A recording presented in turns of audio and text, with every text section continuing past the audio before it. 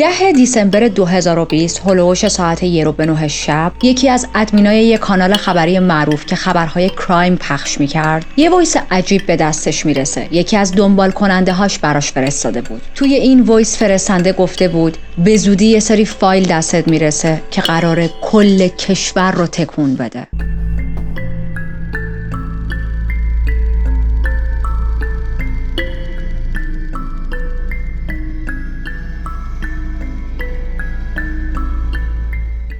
من ریتا هستم و توی این چنل وارد دنیای جنایی میشیم، جایی که حقیقت عجیب تر از خیاله و مرز بین خوب و بد محو میشه. اگر به داستان‌های هیجان انگیز و جنایی علاقه دارید میتونید همین الان از زیر همین ویدیو دکمه سابسکرایب رو بزنید و زنگوله کنارش رو هم روشن کنید تا ویدیوهای جدید رو از دست ندید. میخوایم سفر کنیم به روسیه و گفتیم که یک ادمینی که توی محتوای جنایی مشغول به کاره یک وایسی دریافت میکنه. با اینکه این مدل پیام‌ها واسه اون ادمین چیز تازه‌ای نبود و هر روز کلی عکس و ویدیو و مطلب از تصادف و درگیری و جنایت براش فرستاده میشد، اما این بار یه چیزی فرق داشت. شخص ناشناس گفت فایل ها رو بعد از ساعت 12 شب برات ارسال میکنم و تأکید کرد که حتما دانلودشون کن چون ممکنه بعدش پاک شن و همین حرف یه حس ناجوری به این ادمین داد. Здравствуйте. У вас есть почта? Яндекс.Почта, моя почта, любая. Чуть позже я пришлю вам эксклюзив. Это просто пиздец. Это об этом будут трубить на всю страну. Хорошо, только потом обязательно скачай, иначе начнется чистка. Жди где-то после 12. ساعت 5 دقیقه به 12 شب دقیقاً طبق همون قول و وعده‌ای که داده بود یه سری عکس و ویدیو ارسال کرد. تصاویر به طرز وحشتناکی خشن بودند. جسد یه زن توی ویدیوها و عکس‌ها مشخص بود که به طرز فجیعی به قتل رسیده. توی بعضی از ویدیوها و عکس‌ها یک جسد دیگه هم دیده میشد، زخمی، بیجون، بی حرکت. و ادمینی که خودش تا اون لحظه توی عمرش کلی صحنه خشن دیده بود، اولش باورش نمیشد که این فیلم و عکس‌ها واقعی هن، ولی وقتی جزئیات ویدیوها رو بررسی کرد مطمئن شد که نه، اینا واقعی هن و هرگز هیچ جا توی اینترنت منتشر نشدن. اما ما میخوایم اینجا یک پاز بزنیم و بریم تا با چند تا از شخصیت‌های اصلیمون آشنا شیم و باز دوباره برمیگردیم به این ادمین و مابقی ماجرا. اکچین گوسینکوف متولد 4 نوامبر سال 1988 توی شهر آرماویر بود. مادرش توی یک مرکز نگهداری کار میکرد. اشاره نشده که این مرکز برای نگهداری از کودکان بی سرپرست بوده یا افراد سالخورده، ولی یکی از این دوتا بوده. و پدرش هم توی آرمی بود که داشت پله پله توی شغلش پیشرفت میکرد. وقتی اکچین فقط 7 ساله بود پدر و مادرش از هم جدا شدن. پدرش اسمش تلمان بود و بعد از این جدایی رفت یک شهر دیگه و دیگه هیچ وقت نه با پسرش تماس گرفت و نه با زنش. از اون طرف بزرگ کردن اکچین افتاده بود گردن مادر و مادر بزرگش. اونا همیشه میگفتن که اکچین بچه نرمالی بوده و مشکلی نداشته، ولی هم سن و سالاش میگفتن اکچین یه جور دیگه ای بود. میگفتن پسر عصبی و تندی بود، خیلی زود از کوره در میرفت و زیاد پرخاشگری میکرد. یکی از دوستاش یک ماجرایی رو تعریف میکنه که نمیخواست خیلی زیادم وارد جزئیاتش بشه، ولی ماجرای بسیار دارکیه. میگه که وقتی اکچین 14 سالش بود با یه سری دیگه از بچه‌های محل که همشون هم بچه‌های خلافکار بودن، یک شخص بی خانمان رو که توی حیاط خونه‌شون هر از گاهی میومد میخوابید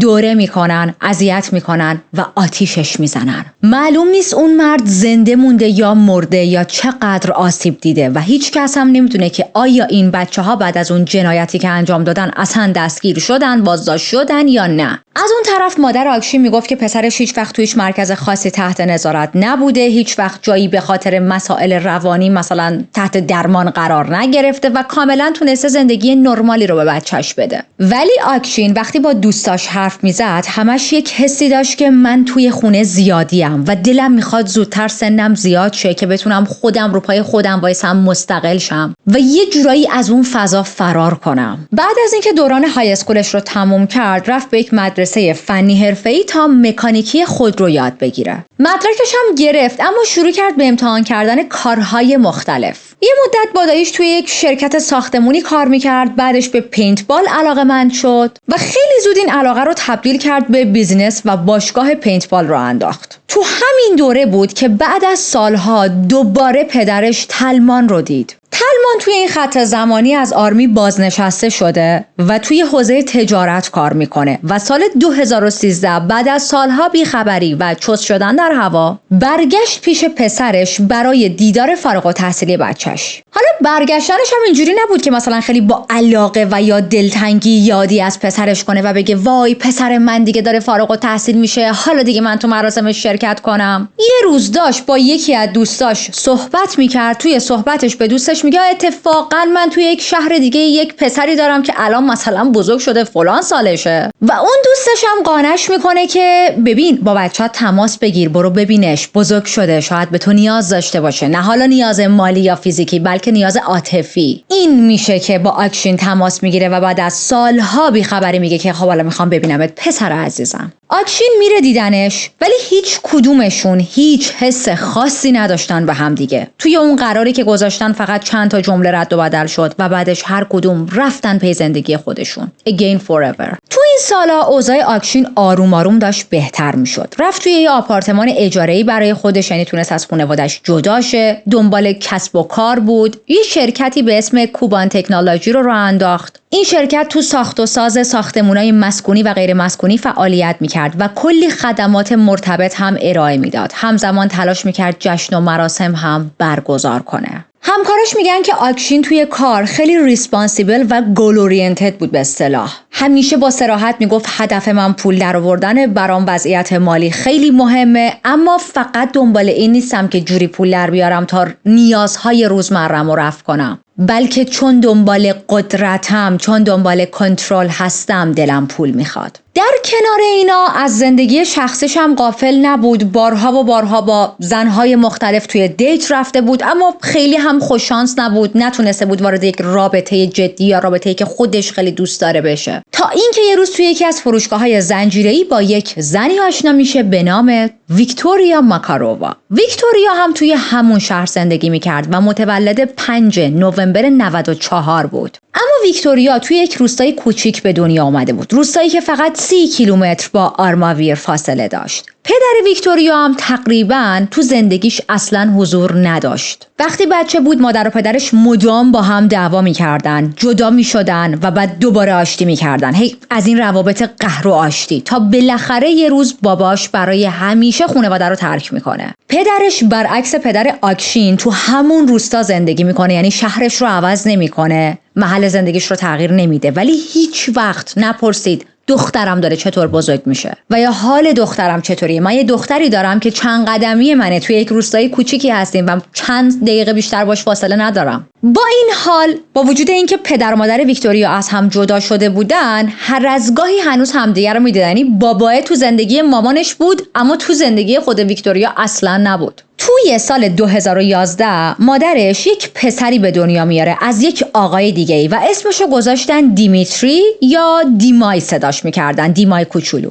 اونم درست مثل ویکتوریا بدون حضور پدر بزرگ شد. چون اون آقای دومی که مادر ویکتوریا باهاش صاحب دیمیتری شدن، دلش نمیخواست به عنوان پدر حضور داشته باشه تو زندگیشون. اما مادر ویکتوریا و خود ویکتوریا تمام عشق و توجهشون رو میدادن به این بچه و دلشون میخواست که چیزی کم و کسر نداشته باشه. وقتی که ویکتوریا های اسکولش رو تموم کرد، یک امتحانی داد، با موفقیت وارد یک دانشگاه دولتی شد و توی رشته اقتصاد مشغول به درس خوندن شد. اتفاقا مدرکش رو هم از دانشگاه میگیره بعد از چند سال، ولی بعدش نمیره سراغ یک شغل و کاری که مرتبط با رشتهش باشه. به جاش میره توی یک فروشگاهی که مربوط به کفش بود و اونجا مشغول کار میشه. و جالب اینجاست که خیلی هم از شغلش راضی بود و به شغلش علاقه داشت. خودش هم یک زن بسیار خوش برخورد و خوش انرژی بود و با مشتریها بسیار مؤدب و با دقت برخورد میکرد. یه جوری که کاملا مشخص از ته دل این آدم شغلش رو دوست داره. تقریبا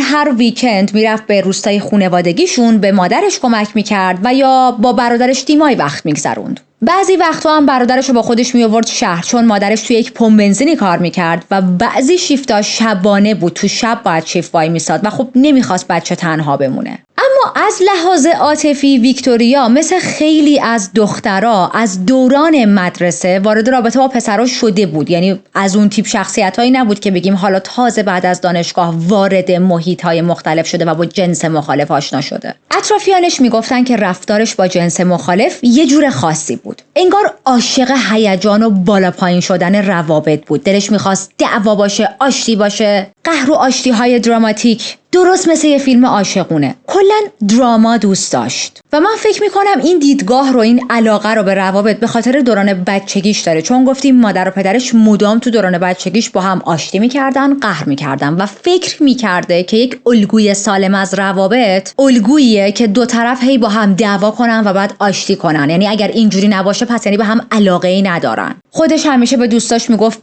دوست دارم زندگی مثل یه داستان پر رمز و راز باشه، با کلی خواستگار، قرارای عاشقانه، اتفاقای خاص. دوست ندارم خیلی نرمال و معمولی باشه. حتی برای مدتی یک رابطه جدی داشت، وارد یک رابطه شده بود، جدی پیش میره، تا حد ازدواج میرن جلو و واقعا همه فکر میکردن که اوه تا چند وقت دیگه این دو نفر ما رو دعوت میکنن برای مراسم عروسیشون. ولی تو سال 2017 یه دفعه همه چی تموم شد و ما نمیدونیم دلیل تموم شدن این رابطه چیه، به خاطر اینکه توی هیچ منبعی هیچ توضیحی نداده بودن و به این موضوع اشاره بیشتر از این نکرده بودن. البته 1 سال قبل از اینکه ویکتوریا کلا رابطه‌اش رو با اون آدم تموم کنه، همون موقعی بود که رفته بود توی یک فروشگاهی، داشت به عنوان یک فروشنده کفش کار میکرد و توی همونجا توی یه روزی که داشت کار میکرد برای اولین بار آکشین رو ملاقات کرد. احتمالش هست که آشناییش با آکشین همون دلیلی بوده که رابطه قبلیش رو به طور ناگهانی به اتمام رسونده، چون از همون لحظه اول آکشین حسابی جذبش شد. و خب ما گفتیم ویکتوریا عاشق روابط پرهیجان بود، عاشق این بود که دراما به وجود بیاره، عاشق این بود که در حالی که با یکی دیگه است مثلا یک نفر دیگه هم براش تلاش کنه و میدونید از این داستانا دیگه. گفتیم آکشین هم حسابی جذب ویکتوریا شده بود. از همون ابتدا شروع میکنه به دلبری کردن. میبردش رستوران‌های آنچنانی، براش دسته گلای خاص و لاکچری میخرید، با ماشینش تو خیابونا میچرخوندش، بالا پایین میکردن خیابونا رو. و ویکتوریا تو اون خط زمانی به دوستاش گفته بود که تا حالا هیچ کس برام انقدر جذاب نبوده.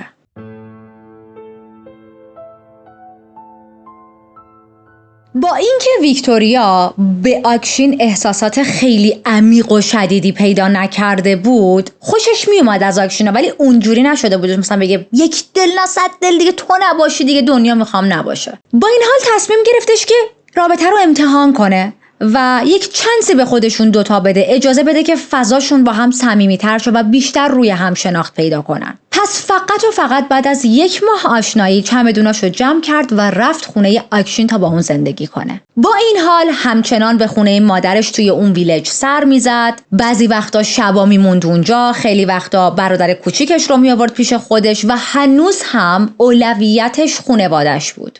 آکشین هم جوری نشون میداد که من بدم نمیاد از این قضیه، برعکس منم خانواده تو رو دوست دارم. با برادر ویکتوریا خیلی خوب رفتار میکرد، میبردش خرید، براش کادوهای مختلف میخرید، حتی خیلی وقتا با خودش میبردش سر کار. برای مادر ویکتوریا هم تلاش میکرد که کم نذاره. مثلا مادر ویکتوریا همیشه آرزوش بود، دلش میخواست که توی حیاط خونهشون استخر داشته باشه و خب هزینه این که بخواد بگه یه نفر بیاد براشون استخر درست کنه خیلی زیاد بود و پسش بر نمیومد. آکشین بهش میگه که من براتون استخر رو میسازم، من بلدم و برات این کار رو انجام میدم. کار رو هم شروع میکنه، حتی یه سری لوله کشی‌ها رو انجام میده، ولی خب این پروژه هیچ وقت کامل نمیشه. خیلی زود، یعنی الان فقط چند هفته است که از رابطه‌شون گذشته، آکشین ویکتوریا رو به مادر خودش معرفی کرد و ویکتوریا هم حسابی تونست روی مادر آکشین تاثیر خوب بذاره. یعنی مادر آکشین هم خیلی از ویکتوریا خوشش اومد. از بیرون رابطه‌شون محکم به نظر میرسید و اطرافیانشون هم ازشون به عنوان یک زوج خوب و نرمال یاد میکردن.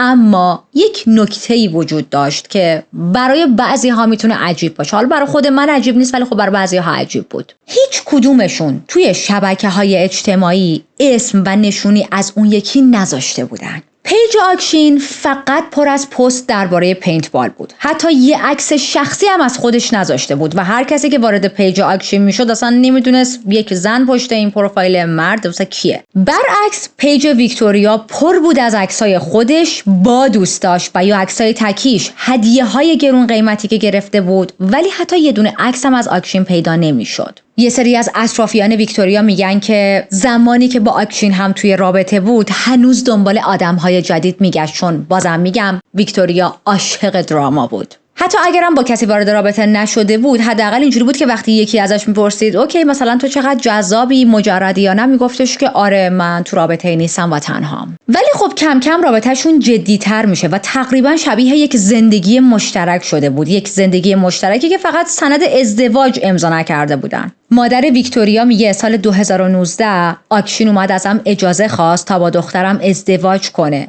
من بهش گفتم مشکلی ندارم، برو ببین دخترم چی میگه، و به ویکتوریا پیشنهاد ازدواج داد و اون هم قبول کرد. حتی قرار بود مراسم عروسیشون توی سپتامبر سال 2020 برگزار بشه، ولی بعدش یک مشکلی پیش اومد و همه چی به هم ریخت. با اینکه ویکتوریا خیلی خوشحال بود از اینکه میخوان یک زندگی رسمی و مشترک رو با هم شروع کنن، ولی در نهایت حاضر نشد حلقه نامزدی دستش کنه. یک حس ترسی داشت. با آکشین گفته بود که نمیخوام رابطمون زیاد توی چشم باشه، من دوست ندارم حلقه دستم کنم، دوست ندارم، احساس میکنم خیلی سریع داریم جلو میریم، پیش میریم، بذاره باید اسلوتر بریم. گفت دور و برمون پر از حسوده، میتونن ما رو چشم بزنن، میتونن زندگیمون رو خراب کنن. و به جز خود آکشین این حس و حالی که داشت رو فقط با دوستاش در میون گذاشته بود. اطرافیان ویکتوریا این موضوع رو تایید میکردن، میگفتن که ویکتوریا با اینکه آکشین رو خیلی دوست داشت تلاش میکرد اون رو زیاد تو معرض دید نذاره، نه از روی خجالت، نه برای اینکه مثلا خجالت میکشه آکشین رو بقیه نشون بده یا مثلا میخواد از بقیه قایمش کنه، بلکه میترسید چشم بخورن. خیلی به این چیزها باور داشت، اعتقاد داشت. یه مثالی هم بین روس‌ها هست که خیلی به این مثال هم باور داشت. میگن که خوشبختی سکوتو دوست داره. حالا عزیز من، کل آدمای دنیا، سلبریتی‌ها و سیاستمدارا و افراد مشهور و پولدار و موفق و ول کردن، با نیم کیلو سبزی و یک کاسه تخمه و یه سری لوازم جادو جنبل نشستن فقط شما دوتا تحفه رو چشم بزنن. چرا هیچ کس 100 نفر برتر پولدار توی دنیا رو چشم نمیزنه یهو اینا فقیر شن؟ چرا این اتفاقا مثلا فقط ولش کن؟ درسته که هنوز ازدواج نکردن، اما خب نامزد شدن دیگه. چند وقت بعد از نامزدی یک اتفاق تلخی میفته. یکی از مادر بزرگهای مورد علاقه ویکتوریا فوت میکنه و این موضوع خیلی برای کل خانواده و ویکتوریا سخت بود. برای مدت طولانی میرن توی یک غم سنگین و حالا هنوز اون درد و داغ تموم نشده که بهار 2020 رسید و بهار 2020 با خودش چی آورد بچه‌ها؟ بله، یک ویروسی اومد که گه زد به کل دنیا، در حدی که من الان اسمشو بگم رو ویدیو میخواد یه برچسب گنده بخوره که این ویدیو مربوط به ویروس نمیدونم فلانه. خب یک قرنطینه سراسری تو کل دنیا اتفاق افتاد و چی شد به جز این که همه مجبور بودیم تو خونه بچپیم؟ بله، بیزینس ها فاکت آپ شد، از جمله بیزینس آکشین. بیزینس اونم حسابی زمین خورد. همه سیوینگشون فقط و فقط صرف زندگی روزمره شد و خبری از درآمد جدید نبود. وای چه دوران تلخی بود. باورتون میشه منم یک عالمه از سیوینگی که اون زمان داشتم رو توی همون دوران از دست دادم، به خاطر اینکه اصلا کار نمیشد کرد و همه چیز قیمتش چند برابر شده بود، نایاب شده بود، اصلا انگار زامبیا اومده بودن. بعد توی اون زمان سوای این مسائل، چون همه مجبور بودن بچپن توی هم دیگه و خب یک سر اخبار بد میشنیدیم، یادتونه آی اینجوری شد، اینقدر نفر مردن، سیل نمیدونم چی اومد. خب اینا همه این اخبار منفی روی روان آدم‌ها تاثیر میذاره. بعد در یک طرف ترس از دست دادن مثلا بیزینس تو داری یا آلردی از دستش دادی، از اون طرف میگی خب اوی سیوینگام همه داره تموم میشه، از طرف دیگه همه آدما چپیده بودن تو هم دیگه و خب خیلی از روابط توی اون دوران واقعا تموم شدن و من شاهد خیلی از روابطی بودم که تموم شد رفت تو اون دوران. برای همین کسی هم نمیدونه دقیقاً تو اون مدت بین این زوج چیا گذشت، ولی خب کاملا مشخص بود که بحران اقتصادی روی رابطه‌شون اثر گذاشته. در حدی که تابستون ویکتوریا گفت بهتره یه مدت از هم فاصله بگیریم و از خونه مشترکشون رفت یه جای دیگه. حتی به بعضی از دوستاش گفته بود که رابطه‌ام با آکشین تموم شده. توی یک مصاحبه‌ای دختر خاله ویکتوریا اینطوری میگه که ویکتوریا از آکشین جدا شد. چرا؟ دلیل اصلیش این بود که ویکتوریا بچه میخواست، خونواده میخواست، میگفت من 26 سالمه، دلم میخواد مادر شم، نمیخوام برای مادر شدن دیر شه. ولی آکشین خیلی موافق بچه دار شدن و مادر پدر شدن نبود. از اون طرف میگفت اوکی باشه، حالا اگرم من قبول کنم که بچه دار شیم، باید از این رحم اجاره‌ای استفاده کنیم و تو نباید خودت بچه به دنیا بیاری. تو همیشه باید خوشگل و تر و تمیز بمونی، تو همیشه باید اندامت زیبا باشه، نمیدونم چی باشه با از این حرفا. ولی خب از اون ور ویکتوریا شدیداً اصرار داشت که نه، من بچه خودمو میخوام، من دلم میخواد خودم باردار شم تو بدن خودم و دوست دارم خودم تمام این چیزها رو اکسپریانس کنم. خلاصه بعد از مدتی جر و بحث کردن راجع به این موضوع، وقتی میبینن که دیگه حرفاشون واقعا با هم همسو نیست، هم مسیر نیست، ویکتوریا به این نتیجه میرسه که اوکی این رابطه فایده ای نداره. اینا حرفای دختر خاله ویکتوریاه. مادر و پدر آکشین بهش یاد نداده بودن که بدن یک زن گوخوریش به کسی نیومده و فقط خودش حق داره تصمیم بگیره که آیا دوست داره با اون بدن بچه به دنیا بیاره و یا دوست نداره بچه به دنیا بیاره. شما نهایتاً حق داشته باشی در رابطه با مبدل خودت نظر بدی. این دختر خاله یه چیز دیگه هم میگه که آکشین به خانواده ویکتوریا بدهکار بود و این پولها رو پس هم نمیداد. میگفت بیشتر از 500,000 به ویکتوریا بدهکاره. حالا من نمیدونم این 500,000 منظورشه یا به واحد پول خود روسیه داره میگه. حالا همه جا گفته بودن 500,000، ما میگیم 500,000. این بدهی‌ها چجوری به وجود اومده بود؟ ویکتوریا یک ماشینی داشت، ماشینش هم ماشین گرون قیمتی بود، اونو فروخته بود، پولشو داده بود توی رابطه‌ای که با آکشین بود به آکشین واسه بیزینس آکشین و این پول رو آکشین هرگز بهش برنگردونده بود. حتی یک دوره‌ای مادر ویکتوریا هم به آکشین برای همون بیزینس کلی پول قرض میده و این قرضا برگردونده نشده بود. و حالا اینجا رو داشته باشید، وقتی ویکتوریا گفت با آکشین که میخوام ازت جدا شم و باید پولامونو پس بدی، خیلی وقت از پرداخت بدهی‌ها گذشته و باید خیلی قبل‌تر میدادی و ندادی، فکر میکنید آکشین چی گفت؟ آکشین گفت من پولی بهت پس نمیدم، اینم میشه جبران سالهایی که با من بودی. گرفتید چی شد؟ آکشین از این پسر اندماغوهای چوسونه واویلا بود که وقتی با یک دختری بریک اپ میکرد میگفت حالا که تموم کردیم پول آب معدنی که برات 6 سال و 4 ماه پیش از سوپرمارکت علی آقا بقال اونم نسیه برداشتم رو باید بهم برگردونی. از همونایی که با کیسه میشست دم در دستشویی تا طرف مقابل شامی رو که خورده دستشویی کنه و براش بریزه تو کیسه. چون میدونید پول شام رو این آدم حساب کرده بود و حالا باید همه چیزو پس بگیره اگر میخوان جداشن. و یه چیزی الان اومد تو ذهنم، چرا مردای روس انقدر آویزون زنان تو پرونده های جنایی؟ کار برای مردا کمه تو روسیه، پوست دستشون حساسه، روحیه‌شون لطیفه و اگر درآمدزایی داشته باشن اوف میشن. تو همین دوران بود که ویکتوریا با یک پسر جدیدی آشنا میشه. آشناییشون هم توی همون ماه می 2020 اتفاق میافته. چه خط زمانیه؟ همون خط زمانی که توی رابطه با آکشین شدیداً با هم به مشکل خورده بودن و ویکتوریا گفته که من نمیخوام با هم تو رابطه باشیم، باید مثلا یه مدت از هم فاصله بگیریم. و آقای آکشین، شمایی که خودت وقتی ویکتوریا با یک کس دیگه‌ای توی رابطه بود باهاش وارد رابطه شدی، فکر اینجاش هم بکن که ممکنه در حالی هم که ویکتوریا با تو رابطه است با یکی دیگه وارد رابطه شه. من نمیگم همیشه اینجوریه ولی خیلی مواقع اینجوریه. اگر شما وارد یک رابطه‌ای میشید و میشید نفر سوم و هر چند اون آدم ارتباطش رو با اون نفر اولیه تموم کنه، منتظر این باشید که روزی روزگاری شما بشید نفر آخر رابطه و این نفر سوم جدید دوباره بیاد تو. چون شخصیت پارتنر شما این مدلیه، میدونید اخلاقش اینطوریه و شما با علم بر این موضوع باهاش وارد رابطه شده بودی آکشین جان. حالا داستان آشناییش با اون یکی پسر چیه؟ یه روز ویکتوریا داشت با سگش توی یک مرکز خریدی قدم میزد و همونجا این پسر ویکتوریا رو میبینه. ظاهراً احساسشون متقابل بود. یعنی ویکتوریا هم این پسر خیلی خوشش میاد چون تو همون صحبت‌های اولیه اصلا هیچ حرفی نمیزنه که مثلا حالا من توی رابطه‌ای هستم، هر چند فاکت اپ، هر چند رابطه چه نمیدونم تموم شده یا نیمه تموم شده، ولی خب به هر حال هستم. از همونجا بود که دابل لایف ویکتوریا آغاز شد. بیشتر وقتشو با این پسر جدید میگذروند و یکی از چیزهایی که از این پسر خیلی برای ویکتوریا جذاب به نظر میومد این بود که اون پسر مرتب با ویکتوریا عکس میگرفت و عکسهای 2 نفرشون رو توی فضای مجازی و شبکه‌های اجتماعی که داشت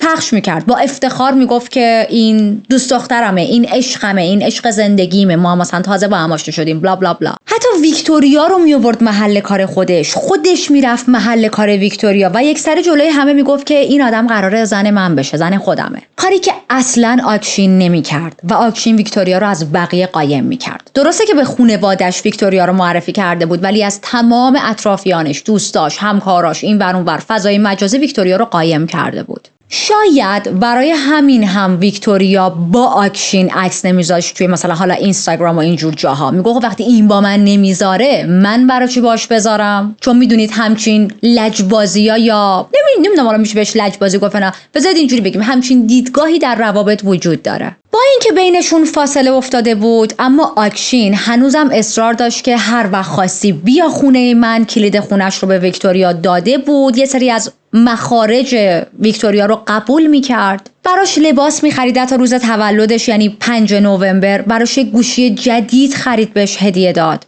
ولی خب یه چیزم بهتون بگم، این کادوها و هزینه ها رو داشت از پولی که از خود ویکتوریا و خانواده ویکتوریا گرفته بود و پس نداده بود میداد بهشون. یعنی در واقع با پول خودش داشت براش کادو میخرید. برسیم به 3 دیسمبر که آکشین فهمید ویکتوریا مدتی با یک پسر دیگه ای آشنا شده و توی یک رابطه دیگه است. توی اون خط زمانی هستیم که تقریبا میشه گفت واقعا از هم جدا شدن و تصمیم گرفتن که فاصله بگیرن. یعنی آکشین هم قبول کرده که اوکی ویکتوریا حتما نمیخواد با من باشه. چجوری میشه که میفهمه؟ ویکتوریا رفته بود خونه آکشین که یه سری از لوازمی که داره رو دیگه برداره و ببره برای خودش، که همون لحظه یک پیامی میاد روی گوشی ویکتوریا و نوتیفیکیشنش و مثلا اسکرینش نام روشن میشه، معلوم میشه رو صفحه گوشیش. اسم شخصی که پیام رو فرستاده بود اسم یک پسر بود و نوشته بود که عزیزم بیا دوباره تکرارش کنیم. حالا چیو تکرار کنیم نمیدونیم. آکشین این پیامو دید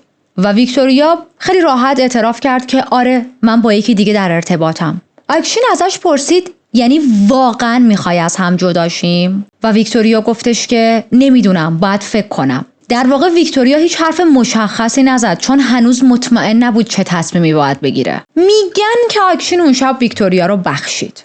اما خب این موضوع باعث شد که تحریک بشه، باعث شد که نتونه دیگه اون مثلا حالا دیدگاهی که قبلا داشته رو داشته باشه. ولی خب به نظر من نبخشیدش، چون چند روز بعد به ویکتوریا پیام زد و ازش خواست که خواهش میکنم رابطه‌تو با اون پسری که باش تو رابطه‌ای تموم کن. فرداش هم ویکتوریا به اون مرد پیام داد، بهش گفتش که من دیگه نمیخوام با تو رابطه باشم و ظاهرا همه چیز داشت عادی پیش میرفت. یعنی ویکتوریا تصمیمش رو گرفت که اوکی من میخوام با آکشین باشم. آکشین هم دلش نمیخواست از ویکتوریا دل بکنه و پای اون یکی پسرم از زندگیشون خارج شد. شب 8 دیسمبر آکشین رفت خونه مادرش، با هم شام خوردن، مثل همیشه حرف زدن، از آیندهشون صحبت کردن. شب بعد ویکتوریا با برادر کوچیکش توی خونه مون چون مادرش شیفت شب بود و خب ویکتوریا باید مواظب برادرش می بود. صبح زود آکشین رفت دنبالش و مادر ویکتوریا رو رسوند خونه. با هم صبحونه خوردن. ویکتوریا به مادرش گفت که من باید برم یک لوکیشنی تا یه سری کارهای بانکی و اینامو انجام بدم، مثل قسط دارم اونا رو باید پرداخت کنم، لباسامو باید تو خونه آکشین بشورم، چون که تو خونه خودش ماشین لباسشویی نداشت و قول داد که شب حتما برمیگردم. مامان امشب تو شیفتی قطعا برمیگردم تا پیش برادرم باشم، بعد نگران نباش، تنهاش نمیذارم. آکشین و ویکتوریا از خونه میزنن بیرون.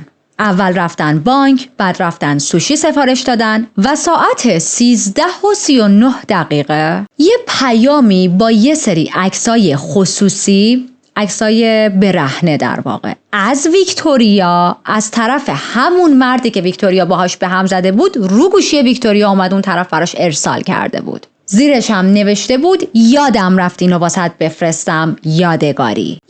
یه حالت کرم ریختن. پسره با خودش گفته حالا که من نمیتونم با ویکتوریا باشم، اگه ویکتوریا دوباره برگشته سمت آکشین بذار تر بزنم به رابطه‌شون. یا شاید هم میخواسته آخرین تلاشش رو بکنه که شاید ویکتوریا بهش برگرده. حالا مثلا من نمیدونم این چه تلاشیه تو عکس‌های برهنه طرف واسه خودش بفرستی. وای بچه‌ها یادم باشه یه خاطره آخر این پرونده راجع به این عکس‌های برهنه براتون تعریف کنم از خودم. وایسید من همین الان یادداشتش کنم یادم میره. anyway آکشین اون عکس‌ها رو دید. همین باعث شد دوباره آتیشی تر شه.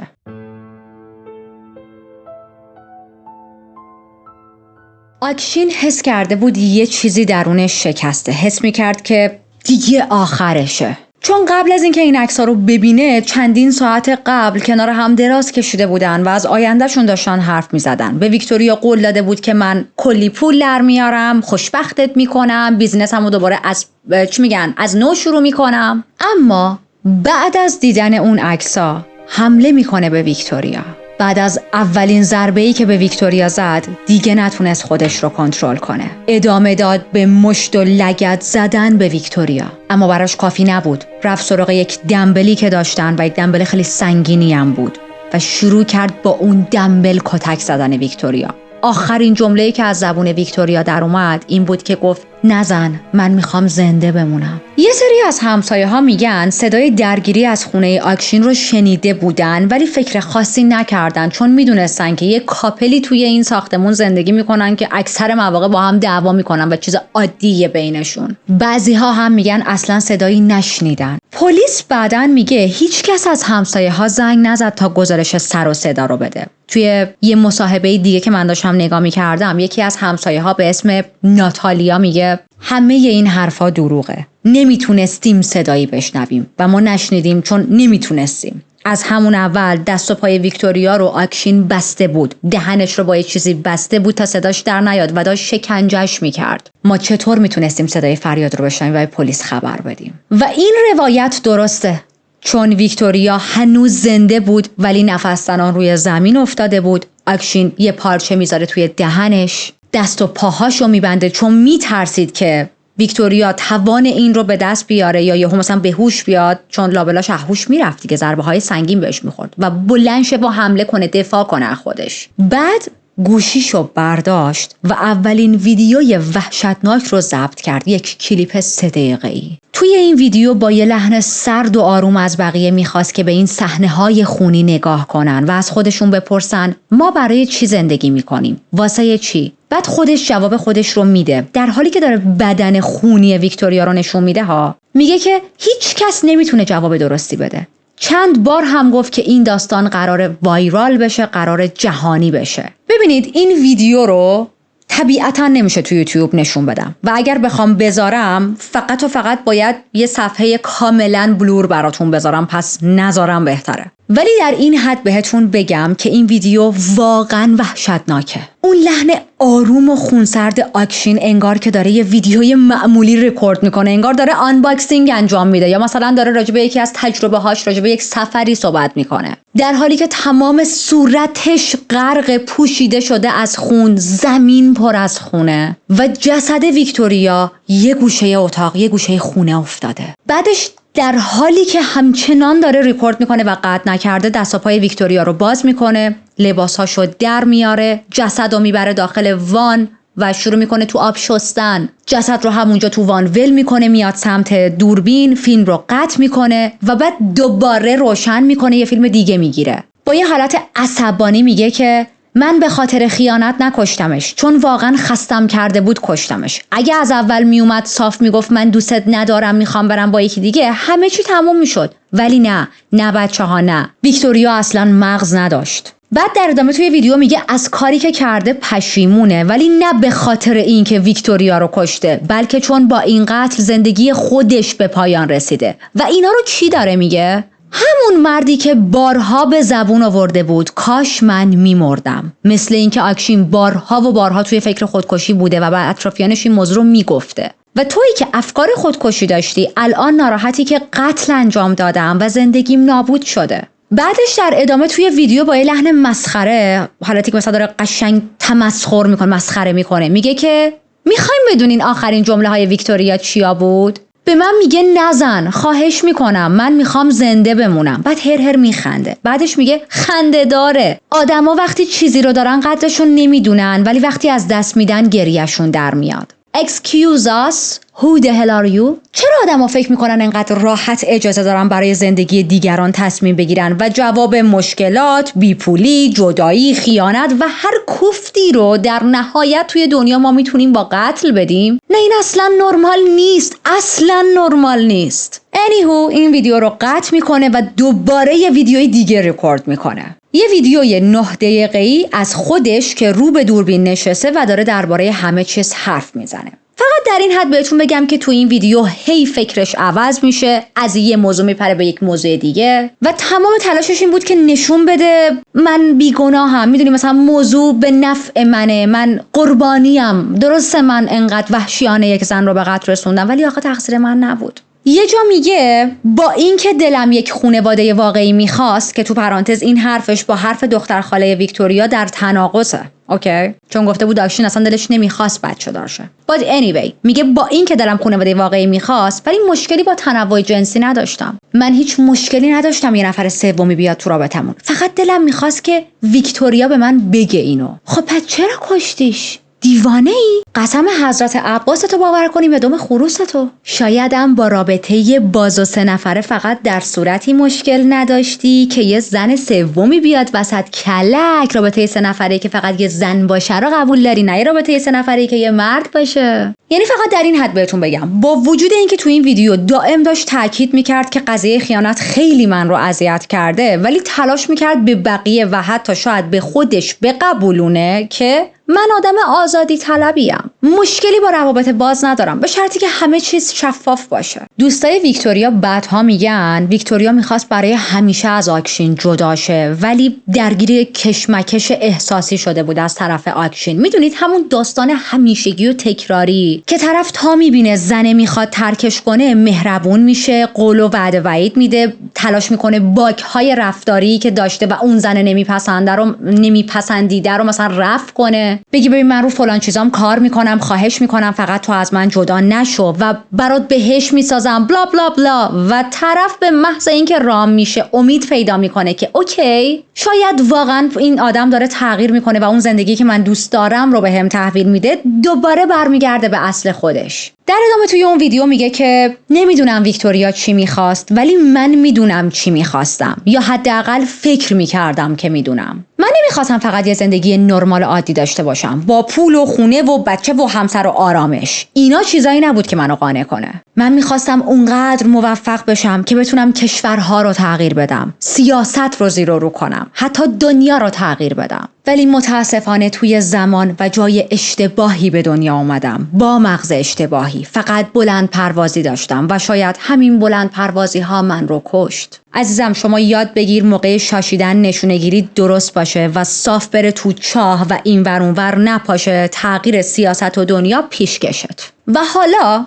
توی همین ویدیویی که همه جا پر از خونه، سر تا پای خودش پر از خونه، دستاش خونیه، صورتش خونیه و یک جسد ویکتوریا تو بک‌گراند تو وان حموم آشولاش یه جا افتاده، شروع میکنه به نصیحت کردن بقیه. میگه که خودتون رو مشغول پیشرفت کنید، یاد بگیرید، دنیا رو تغییر بدید. من نتونستم، حیف من واقعا نتونستم، ولی شما بکنید. چشم عباس آقا، چشم. بعد شروع میکنه مادر ویکتوریا رو مسخره کردن، بهش توهین میکنه، فحش میده، میگه که یک زن ساده لوح بود که 2 بچه نامشروع به دنیا آورده بود. اما وحشتناکترین بخش اعترافاتش اینجاییه که میخوام بهتون بگم. آکشین شروع میکنه به صحبت کردن راجع به این که میخواد بره سراغ برادر کوچیکتر ویکتوریا. میگه که من با اون پسر دشمنم، ازش متنفرم و الانم قصد دارم بکشمش. و دقت کنید که ما داریم از یک پسر بچه صحبت میکنیم. آکشین خرس گنده داره میگه از یک پسر بچه‌ای متنفرم و ازش کینه به دل دارم.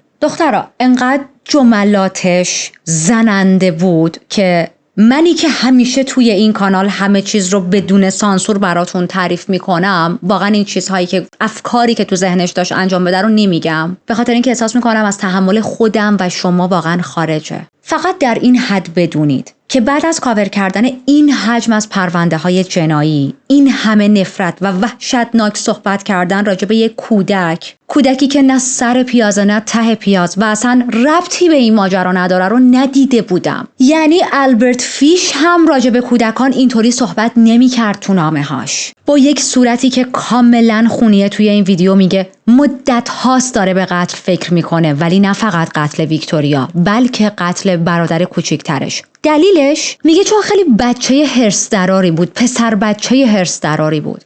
اصلا نمیتونم هیچ رقم این میزان از نفرت داشتن به یک کودک رو درک کنم. یعنی از درک آقا من آدم اولاق، من آدم بیشور، اوکی؟ از درک من خارج این موضوع. ویدیو رو قطع میکنه. حدود نیم ساعت بعد از ضبط این ویدیوها ماشین آکشین جلوی خانواده ویکتوریا توقف میکنه. برادر کوچیک ویکتوریا آکشینو میشناخت، برای همین خیلی راحت در و روش باز میکنه. تو خونه تنها بود به خاطر اینکه مادرش رفته بود سر کار، چون خیالش راحت بود که ویکتوریا خیلی زود برمیگرده و نمیذاره که برادرش خونه تنها بمونه. ببینید این قسمتی که میخوام براتون تعریف کنم خیلی خشن و دردناکه. اگر توی شرایط روانی مناسبی نیستید یک چند ثانیه بزنید جلو. آکشین با یه خونسردی بیمارگونه شروع کرد به شکنجه این پسر بچه. تک تک انگشتای دست دیمیتری رو شکست، یکی یکی. بعد رفت سراغ انگشتای پاش، یکی یکی مچها، ساعدها و آرنجهای این بچه رو شکوند با دقت، با وسواس. و واقعا نمیشه حتی تصور کرد این کودک چه دردی رو تحمل کرده. و دیمیتری هنوز زنده بود. دیمیتری هنوز داشت نفس میکشید. این بچه هنوز داشت مقاومت میکرد، هنوز امیدوار بود که اوکی نهایت کارهایی که این آدم داره با من میکنه همینه که حالا همه جامو شیکونده و دست از سرم بر میداره و من زنده میمونم. ولی خب آکشین یک موجود نمیدونم چی بگم، مثلا یه چیزی شده بود که واقعا با کلمات نمیشه بیانش کرد و به همین شکنجه ها قانع نبود. رفت سراغ آخرین قدم، تصمیم میگیره که این بچه رو کلن خلاص کنه و خفش میکنه. نه با طناب، نه با وسیله خاصی، بلکه با دستهای خودش. و ببینید چقدر شما باید از یک نفر نفرت داشته باشی. آروم و دقیق تا صدای آخرین نفسهای این بچه رو بشنوه و وقتی که دیگه نشنید خیالش راحت شد، دستش رو از جلو دهن این بچه بر میداره. توی صحبت‌هاش میگه من برنامه‌شو از قبل ریخته بودم. برای قتل ویکتوریا اشتباه کردم. برای قتل ویکتوریا هم نباید انقدر خون به پا می‌کردم. من کنترلم رو از دست دادم. ببینید نمیگه کنترلم رو از دست دادم کاش نمی‌کشتمش. میگه کنترلم رو از دست دادم که کثیف کاری کردم موقع کشتنش. میتونستم تمیزتر بکشم بدون خونریزی. و میگه الان نمی‌خواستم اون اشتباهی که برای ویکتوریا کردم رو برای برادر کوچیکش بکنم و این بار برادرش رو بدون هیچ کثیف‌کاری به قتل رسوندم. وقتی این بچه بیچاره رو کشت، شروع کرد ازش عکس گرفتن و بعد فیلم گرفت. بعد فرستاد برای ادمین اون پیج خبری و بله، اول پرونده اون کسی که این اخبار رو برای اون ادمین ارسال کرد خود قاتل بود. ویدیوی به قتل رسوندن این بچه اونقدر وحشتناک بود که حتی جرأت نکردن نشونش بدن، فقط توی پرونده پلیس باقی موند. خود پلیس ها بعدها میگن یه سری از ماها نمیتونیم این ویدیوها رو ببینیم، یه سریامون ندیدیم، اونایی که مجبور بودن بشینن ببینن حالشون تا مدت ها بد بود. بعد از این کارها، بعد از این قتل‌ها، آکشین سوار ماشینش شد و به سمت ساحل رفت. همینجوری که داشت رانندگی میکرد توی جاده یه سری وایس ریکورد کرد از خودش. ساعت 10:49 شب با گوشی ویکتوریا به دوست پسر قبلیش زنگ زد و بهش گفتش که ببین بیا با هم فیس تو فیس شیم، بیا با هم ماجرا رو مرد و مردونه حل کنیم. اون پسرم جواب داد باشه اوکی مشکل نداره میام، ولی من تنها نمیام و با دوستام میام. و همونجا آکشین فوری تماس رو قطع کرد. حالا احتمالاً نقشش این بوده که اون پسر رو یه جا بکشونه، اون رو هم به قتل برسونه و یا اینکه مثلا بکشونتش تو خونه‌ای که ویکتوریا رو به قتل رسونده و نشونش بده،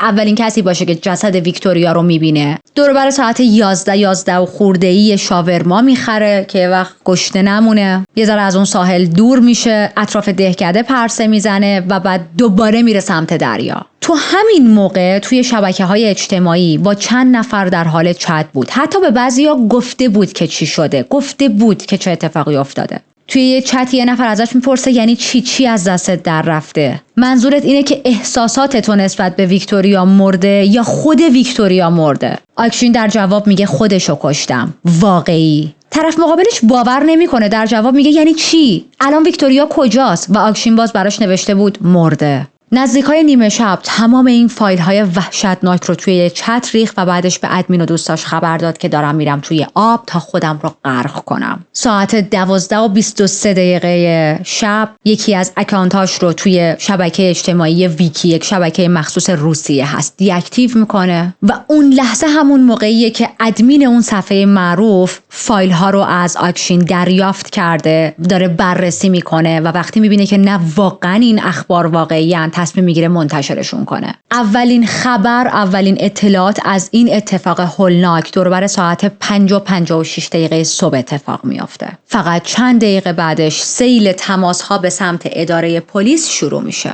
بین 10 تا 20 نفر همزمان با پلیس تماس میگرفتن. یعنی ببینید خبر اینجوری، یعنی بمب ترکیده بود. و متاسفانه خانواده ویکتوریا هم خبر این فاجعه رو از طریق همین اخبار و رسانه ها فهمیدن و این واقعا بدترین روش شنیدن خبر قتل عزیزای آدمه. این که شما داری مثلا کارتو انجام میدی، زندگیتو میکنی، بعد یهو صفحه های مجازی رو باز کنی و ببینی همه دارن از پیدا شدن 2 تا جسد صحبت میکنن و بعد میبینی اون اجساد متعلق به بچه هاتن. جسد دختر و پسرته، دختر و پسری که فکر میکردی الان پیش همن، دخترت پیش پسرته و مراقبشه و جاشون امنه. خیلی از مردم بعد از این اتفاق به ادمین اون صفحه و ادمین های صفحات دیگه حمله کردن که چرا از همون اول پلیس ها رو در جریان نذاشتین، شاید میشد جون ویکتوریا و برادرش رو نجات داد. ولی خب طبق زمانبندی تمام این فایل ها و عکس ها و ویدیوها مشخصه که آکشین اول هر دو رو کشته و بعد اینا رو پخش کرده. پس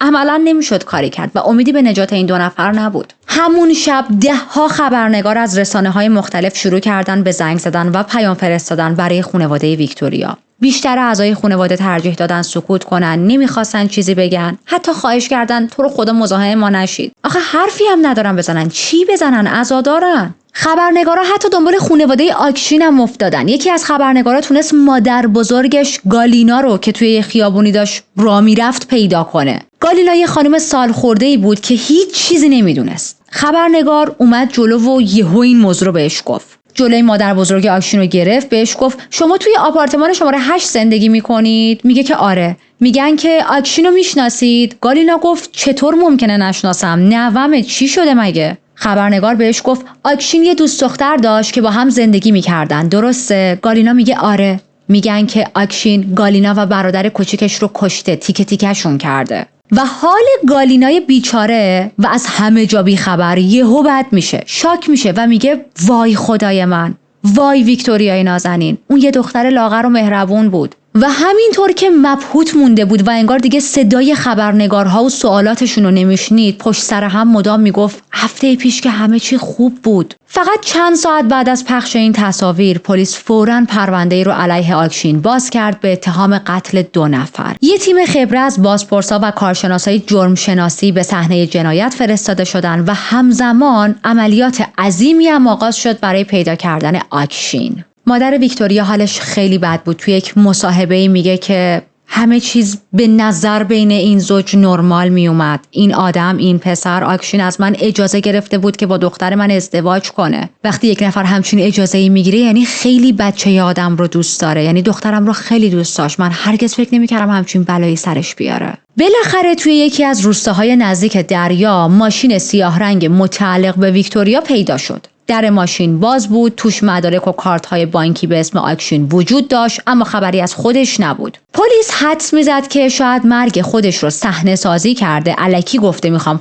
جون خودمو بگیرم بکشم و برای همین آکشین تحت تعقیب سراسری اعلام شد. پلیس ها و حدود 250 کازاک شروع کردن به جستجو توی خشکی، در حالی که چند تا درون هم توی آسمون داشتن دنبال آکشین میگشتن. یه توضیح کوتاه برای کسایی که نمیدونن کازاک ها کیان بدم. کازاک ها گروه های نیمه نظامی و سنتی هستن که ریشهشون به قرون وسطا توی روسیه، اوکراین و مناطق اطراف برمیگرده. تو گذشته به عنوان سربازای مرزی شناخته میشدن و وظیفه محافظت از مرزهای امپراتوری روسیه رو داشتن. سبک زندگی، لباس و قوانین خاص خودشونو داشتن و به داشتن نظم، شجاعت و مهارت فعالیت‌های جنگی معروف بودن. توی دوران مدرن مخصوصا توی روسیه بعضی از کازاک‌ها هنوزم وجود دارن و گاهی توی فعالیت‌های داوطلبانه یا عملیات جستجو و نجات شرکت می‌کنن. توی این پرونده هم منظور از 250 کازاک گروهی از مردای محلیه که با سازمان‌های امنیتی همکاری می‌کردن تا توی پیدا کردن قاتل کمک کنن. همه فکرشون این بود که آکشین قایم شده تا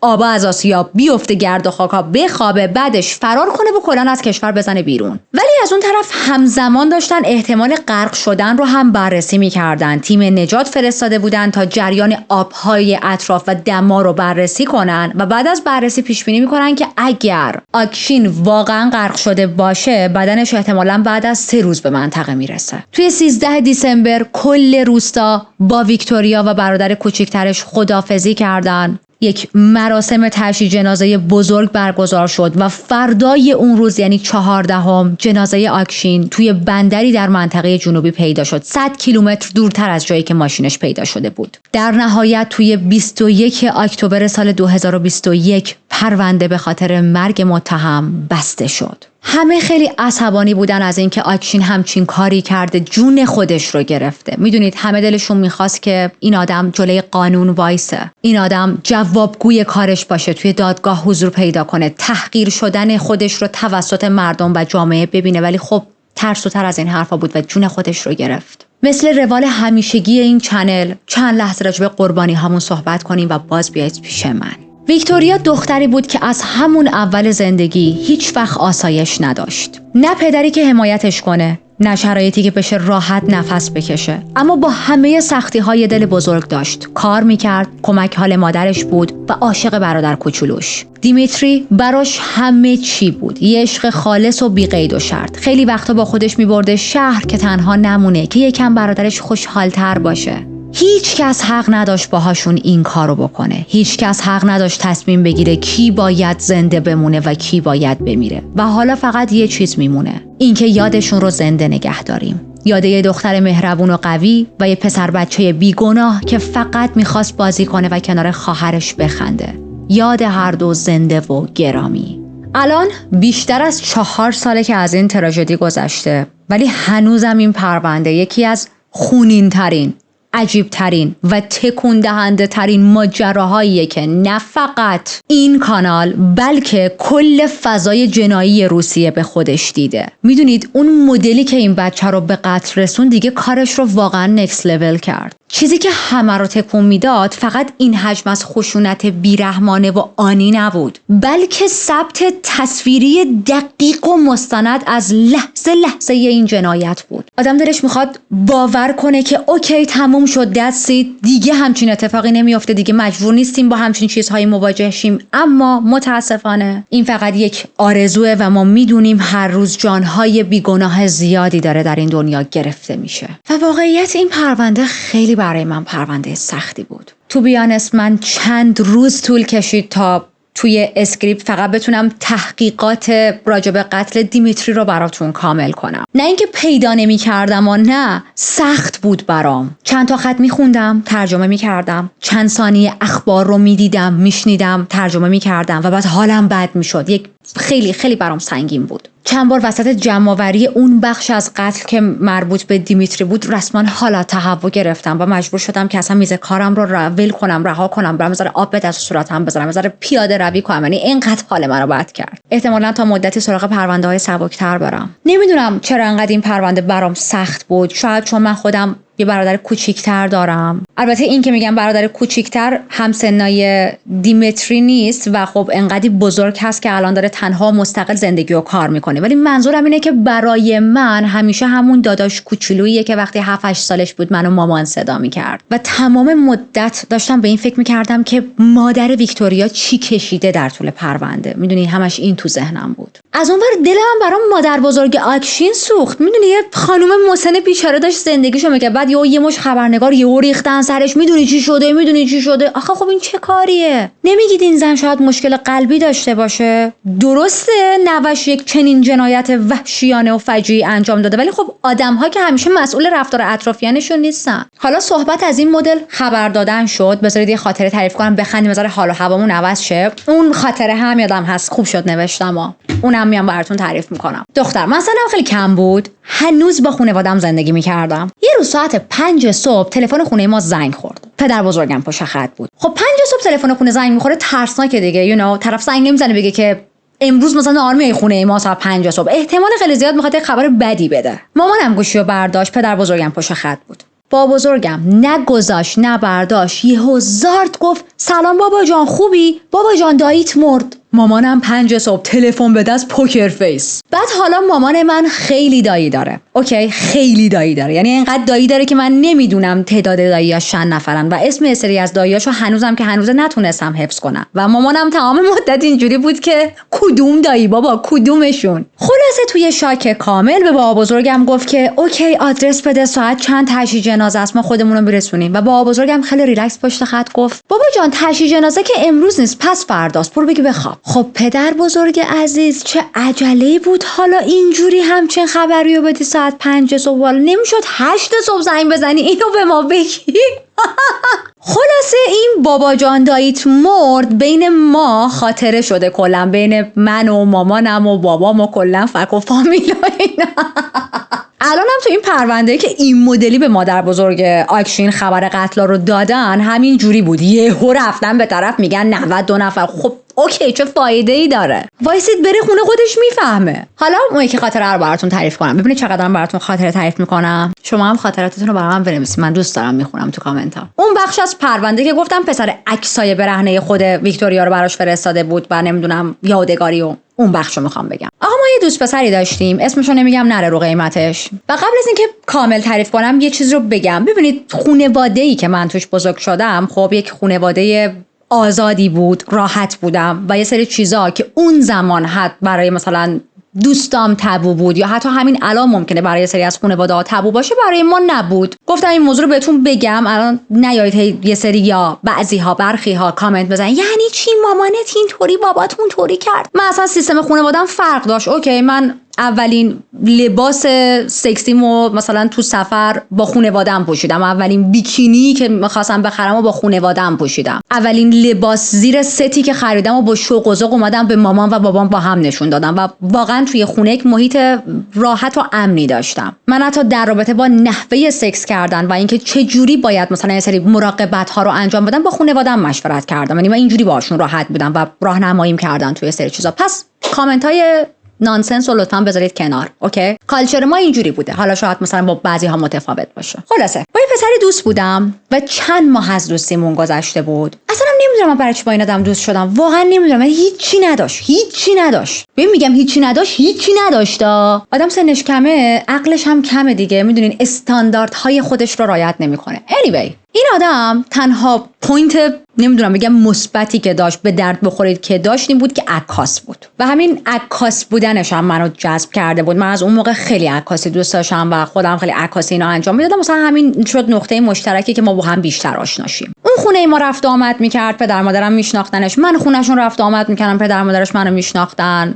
اونم مثلا خانواده اونم حالتی بودش که اوکی بیا این دوست دختر منه، یعنی اونم همچین تیپی بود خانواده‌اش. ما یه گربه هم داشتیم اسمش موشکا بود. موشکا از دنیا رفته و هیچ وقت با این آدم جور نشد، یعنی همیشه بهش فیف میکرد. و بعدها مامانم برگشت گفت من فهمیدم چرا موشکا هیچ وقت با این آدم آبش توی جوب نمیرفت، چون به عوضی بود و این بچه فهمیده بود. و یه مثالی هست که میگه به آدم‌هایی که به حیوونا علاقه ندارن هیچ وقت اعتماد ندارم، ولی به حیوان‌هایی که به آدم‌ها علاقه ندارن همیشه اعتماد میکنم. خلاصه لانگ استوری شورت، ما سر یک موضوعی با هم به مشکل خوردیم و من احساس کردم که این آدم اصلا لقمه دهن من نیست و ما خیلی با هم اختلاف داریم و بهتره که رابطه میدونید حتی به 6 ماه هم کشیده نشه. و خیلی رک و راست بهش گفتم که ببین ما با درد هم نمیخوریم و باید از هم جدا شیم. یه چیزی هم راجع به خودم بگم، من اصلا از این اخلاقایی ندارم که روابط و کش بدم و داستان درست کنم. اصلا حوصله این چیزا رو ندارم. من خیلی رک بخوام با 10 نفرم تو رابطه باشم میگم ببین با هر 10 تاتون تو رابطه ام. اگرم فقط با یکی باشم میگم فقط با تو ام. نخوام باشم میگم نمیخوام، نیستم. میدونید شفافم، کلیرم. برای همینم به این آدم خیلی رک گفتم من نمیخوام با تو رابطه باشم. این رابطه دو طرفه است دیگه. یه طرفش من دلم نمیخواد با تو رابطه باشم و خدافظ شما. و هی تکست میداد من بلاکش کردم همه جا. بعد از چند روز که اطمینان پیدا کرد اوکی نه مثل اینکه این دختر واقعا دیگه نمیخواد با من تو رابطه باشه، با یک خط دیگه ای شروع کرد برای من تکست زدن و تهدید کردن. حالا چه تهدیدی؟ تهدید این که اگر با من نخوای وارد رابطه شی عکسای برهنه تو پخش میکنم. حالا داستان این عکسای برهنه چیه؟ خب گفتم عکاس بود، من خونش میرفتم، یه سری عکس برهنه از من گرفته بود، من دوست داشتم، ولی صرفا من چون با رضایت خودم اومدم پیش تو و تو هم من عکس گرفتی به این معنا نیست که بتونی این عکس‌ها رو پخش کنی داداش من. و من این پیام اینو خوندم و اینجوری بودم که منو داری تهدید میکنی؟ پیرزنو از تاکسی خالی میترسونی؟ و حالا میگم تصور کنید اون زمان فیسبوک خیلی مد بود. فیسبوک من پر بود از عکسای خودم با بیکینی و مثلا حالا دیگه لوکیشن‌های مختلف و سفرهایی که با خانواده‌ام داشتم. بعد این آدم داشت منو تهدید میکرد عکسای برهنه‌تو پخش میکنم. منم نگذاشتم رو براشم بهش گفتم پخش کن، فقط خواهش میکنم یه ادیت خوشگل روش بزن، یه ایفکتی بنداز، یه جور قشنگ همینجوری خواهم پخش نکن. این خیلی بهش برخورد. یعنی اصلا انتظار نداشت همچین چیزی رو بشنوه. مثلا توقع داشت الان میگه تو رو خدا پخش نکن. از اون طرف گوشی رو گذاشتم زمین، تلفن خونه رو برداشتم، زنگ زدم به بابام. گفتم بابا اینجوریه فلانی من باهاش کات کردم و الان بعد از چند روز به من همچین تکسی زده، همچین حرفی داره میزنه، داره منو تهدید میکنه که عکسامو پخش میکنه. بابام گفت چه عکسایی داره ازت؟ گفتم که عکسایی با بیکینی برهنه با هم گرفته، یعنی با هم نه، یعنی اون از من گرفته. بابام خیلی ریلکس گفت باشه بابا جان بذار پخش کنه، ولش کن. حالا من اینو بعدها فهمیدم از اون طرف بابام شکایت کرده بود بر علیه این آدم و خلاصه چوب تو دماغش رفت، چوب تو آستینش رفت. اون اتفاقهایی که نباید برای یک نفر افتاد و این نامه شکایت رفت دم در محیط کار باباش و اونجا بود که فهمید اگر جای سفت بشاشه میپاشه تو صورت خودش. من اینو بعدها فهمیدم. میگم اون روز مثلا بابام حالتی بود که ولش کن بذار پخش کنه و منم گفتم اوکی اگه بابام میگه بذار پخش کنه دیگه، چه کوله چه ریلکس. میبینی بابا می‌خواست فکر منو درگیر نکنه، ولی اون طرف رفته بود دهن طرفو سرویس کرده بود. خلاصه اینو تعریف کردم که یک نکته اخلاقی هم به خانوما بگم. اگر که همچین تهدیدهایی شدید، خب حالا من قطعا اینو درک میکنم خیلی شاید توی یک خانواده بازی نباشن و از سمت خانواده هم به درد سر بخورن، اما خواهشاً سکوت نکنید و باج ندید و در مقابل اینجور آدما وایسید. ببینید شاید همین ایستادگی که حالا مثلا من در مقابل این آدم کردم باعث شده که این آدم دیگه بعد از اون به خودش اجازه نده بره با یک دختر دیگه این کارو بکنه. ولی شاید اگر این کارو نمی کردم تا الان با 10 نفر دیگه هم این کارو کرده بود. اصلا این شده بود شغلش، چون میگم آدم بی هیچی نداری بود، بی همه چیزی بود. وضع مالیش هم وضع مالی خوبی نبود، یعنی اصلا 0 و 100 بود مثلا جلوی من و خانواده‌ام و شاید اصلا این موضوع میکرد منبع درآمد اصلیش هی با دختره وارد رابطه میشد، مثلا ازشون عکس میگرفت و شروع میکرد اخاذی کردن. این چیزا خیلی زیاده. البته میدونم نسل الان خیلی آگاه تره، خیلی زرنگ تره، ما جلوشون درس پس میدیم، ولی خب دوست داشتم اینم تعریف کنم براتون. گفتم از خاطرات مختلف براتون تعریف کنم. حالا هوای این پرونده عوض شه، پرونده بسیار بسیار تلخ و دردناکی بود. مرسی تا اینجا من همراه بودید. کامنت بذارید. اگر ویدیو رو فراموش کردید لایک کنید. لایک شما خیلی به من انرژی میده. اگر که دوستانی دارید که محتوای ترو کرایم دوست دارن و فکر میکنید میتونید کانال رو بهشون معرفی کنید، باعث خوشحالی و افتخار منه. مواظب خودتون باشید چون میخوام تو پرونده بعدی همتون رو سر حال ببینم.